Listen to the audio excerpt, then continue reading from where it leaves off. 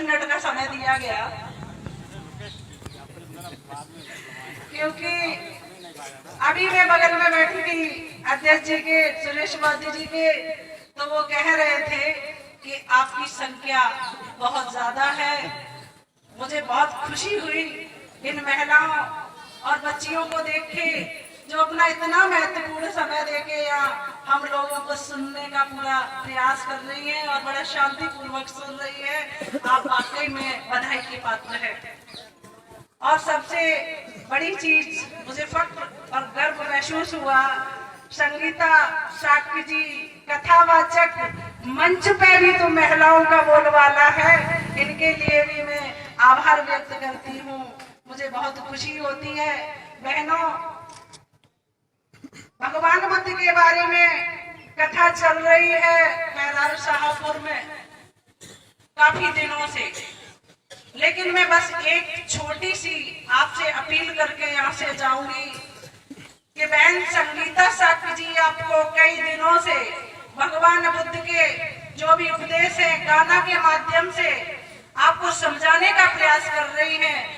इस पंडाल से उठने के बाद अगर दो एक उपदेश भी अगर आप साथ लेके गई तो इस बौद्ध कथा का जो प्रसाद के रूप में आप लेके जा रही हैं और अपने जीवन में अगर बहनों आपने उतार लिया तो वास्तव में ये बौद्ध कथा बहुत एकदम सफल होगी। तो आज से ये वचन लेके जाए। और बहुत समस्या ये कहाँ आती है, अक्सर गांव के लोग ये सोचते हैं भगवान बुद्ध के यहाँ, भगवान बुद्ध एक गांव में बैठे थे और ज्ञान बांट रहे थे, तो वहाँ एक व्यक्ति, मैं इसलिए कह रही हूँ ऐसी हीन भावना कुछ लोगों में भी एक दो बातें मैंने सुनी जब मैं रास्ते में आ रही थी कि मैं गरीब हूँ। इंसान गरीब नहीं होता है, वो मन से गरीब अपने मन में मान बैठा ना कि मैं गरीब हूँ, कोई गरीब नहीं है।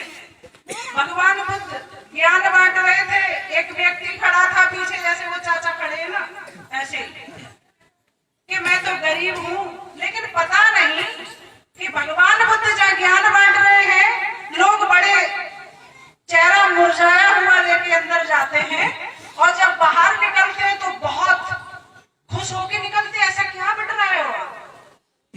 वो व्यक्ति ने बहुत साहस जुटाया और भगवान बुद्ध के पास लाइन में लगी अंतिम पंक्ति में जाके वो खड़ा हो गया। भगवान बुद्ध से कहने लगा कि मैं गरीब हूँ। उन्होंने भगवान बुद्ध ने बहुत अच्छी बात कही कि तुमने कभी किसी को कुछ दिया है? जो लोग हमेशा उम्मीद करते ही आया मुझे कुछ देके जाएगा, कि सब मैं तो गरीब हूँ, मैं किसी को क्या दूंगा? तो उन्होंने कहा बिल्कुल गलत, हर व्यक्ति बहुत अमीर है, अगर कुछ ना दे सको तो चेहरे के जो भाव है, खुशी है, वो दूसरों में बांटे और हो सके तो इन हाथों से दूसरों की मदद करे और काम आए। इससे बड़ा दुनिया में कोई धनवान है? बहुत कुछ है आपके पास बांटने के लिए। तो कुल मिला के मैं ये कहना चाहती हूँ, आप अपने आप को गरीब न समझे, कमजोर न समझें और एक दूसरे के प्रति काम आए, भाईचारे को मजबूती से बनाए रखें। चाहे राजनीति का क्षेत्र हो, चाहे समाज का क्षेत्र हो, जब तक आप संगठित नहीं होंगे तब तक किसी भी जगह आप कामयाब नहीं होंगे। तो हम आपसे ये अपील करती हूँ कि आप एकता के धागे में जरूर बने रहें और भगवान बुद्ध की कथा जो चल रही है, इसे बहन संगीता साक्य जी बहुत ही अच्छे गाना के माध्यम से, और मैं सबसे बड़ी चीज ये कहूंगी, जो एक भैया इसकी उम्र क्या है, आप लोग एक बार इसके लिए जरूर जोरदार तालियां बजाएं। हुनर की कमी नहीं है, गाँव में दिखता है, लेकिन लोग जानते नहीं है, पहचानते नहीं है। आपके यहाँ का एक बच्चा ये ढोलक में इतना आनंद से जब थाप लगाता है तो मन प्रफुल्लित हो जाता है। वास्तव में कला है आपके अंदर, लेकिन जगाइए। आप जगाना नहीं चाह रहे हैं, आप उसे दबाना चाहते हैं। इस कला को बाहर आने दीजिए, सभी लोग मिलके इनका करिएगा, सपोर्ट करिए, हर मंच पे ले जाइए और आने वाले समय में ये बच्चा बहुत आगे जाएगा, ऐसी मैं भगवान बुद्ध से कामना करती हूँ। दूसरी चीज, एक चीज और मैं बताऊंगी। हाल ही में मुझे एक पद दिया गया, बीओसी बोर्ड की मैं सदस्य बनाई गई हूँ और मैं ये चाहती हूँ पूरे उत्तर प्रदेश में, मैं पूरे उत्तर प्रदेश की मैं सदस्य हूँ, लेकिन इसी एक छोटे गांव से मैं निकल के गई हूँ। मेरा ननियाल है गांव सोडरा में और यहीं पे मैं भी पली बड़ी हूँ और मुझे बड़ी खुशी होती है। यहाँ जितने बैठे हैं सब मेरे मामा, नाना, भाई, सारे लोग तो अपने हैं। मुझे बहुत अच्छा लगता है इस पावन धरती पे जब मैं आप लोगों से आके मिलती हूँ, बहुत खुशी होती है, बचपना भी याद आता है। और मैं आपको विश्वास दिला के चाहती हूँ कि जितने भी मजदूर भाई और बहन हैं, इतना अच्छा पंडाल कहीं नहीं मिलेगा, सारे लोगों में बात जाएगी। ज्यादा से ज्यादा आप फैलाइए इस बात को कि आप पंजीयन करवाएं।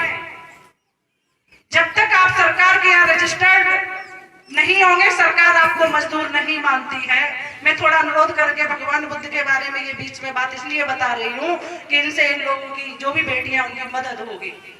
तो आप पंजीयन करवाएं और इसका जो एक ऑफिस है वो जनपद मैनपुरी में एक ही होता है, हर जगह निःशुल्क नहीं है। वो 40 रुपया लगता है मात्र पंजीयन का, उसमें 18 लाभ है। बेटियों की शादी में 55,000 रुपया मिलेगा जब आप पंजीयन होंगे, तो आपका वहां पे रजिस्ट्रेशन होगा तब। और अगर अदर कास्ट में बेटी की शादी होती है तो 61,000 है। और जैसे ही आप पंजीयन करवा देते हैं तो 1 महीने बाद जैसे ही आपका रजिस्ट्रेशन हो जाता है तो 3,000 रुपया स्वास्थ्य के लिए भी सरकार आपको, मेरा बोर्ड देगा, वो भी आप। और दूसरी चीज, देखो मौत तो सब पे आई है, तो भगवान बुद्ध ने भी कहा है कि अगर साधारण मौत होती है तो 2 लाख रुपया है और एक्सीडेंट होती है तो 5 लाख है, क्या बुरा है। तो हम चाहते हैं कि हम अपने जनपद मैनपुरी में ही अगर 18 लाभ है इस विभाग के अंदर और हम आपको 8 दिलवा पाए तो मैं अपने आप को सौभाग्यशाली समझूंगी। मुझे बहुत आनंद आता है आप लोगों की मदद करने में। आपको कोई धमकाए डराए डरने की जरूरत नहीं। मेरा नंबर नोट कर लेना, डायरेक्ट आप बात भी कर सकते हैं अगर आपको कोई परेशान करता है तो। सबके पास मेरा नंबर है, चाहे तो बाद में ले ले, बताओ तो मैं बोल दूं, क्योंकि आप 94 12 50 48 05 94 12 50 48 05। मैं चाहती हूँ सभी लोगों को ये सुविधाएं मिले और एटीएम सबके पास समय का अभाव है। भगवान बुद्ध की इस कथा का आप आनंद लें और अपने जीवन में जरूर उतारें। और खास तौर पर हमारी महिलाएं इस चीज को जरूर देखें कि हो सकता है, मैंने भगवान बुद्ध की 1-2 बातें मानी है। मैं बहुत छोटी थी, मेरे यहाँ पे भी पूजा पाठ चलता था, मुझे मेरी शादी बौद्ध धर्म से हुई है, लेकिन तब ज्ञान नहीं था, हम नहीं जानते थे भगवान बुद्ध के बारे में बहुत ज्यादा, लेकिन बस एक जुनून गया था, मेरा एक लक्ष्य था। अगर महिलाओं को किसी ने दर्द दिया तो सरिता शक्ति के ब्लड में 4 बार उबाल आता था जब तक आपको न्याय न दिला दे। मैंने हमेशा ऐसी मेहनत की है। और सुनिए, दूसरा क्या था कि कर्म में विश्वास करिए। अगर आप कर्म में, भगवान बुद्ध ये तो कहते हैं कि कर्म में विश्वास करिए। आपके पास लोग कहते हैं वो तो बहुत बड़ा पैसे वाला है, कैसे बन गया? उसने कर्म किया, मेहनत की। आज के जमाने में कोई गरीब नहीं है। अपने मन में बैठा रखे हो कि मैं गरीब है, अपने मन से आज ये बैठा के जाइए कि हम गरीब नहीं हैं। भाईचारे को बना के रखिए, दूसरों की मदद करिए, गांव में भाईचारा बनाइए, देखिए कितना आनंद आता है इसी गांव में। तो इसी के साथ मैं अपनी बात को समाप्त करती हूँ। धन्यवाद।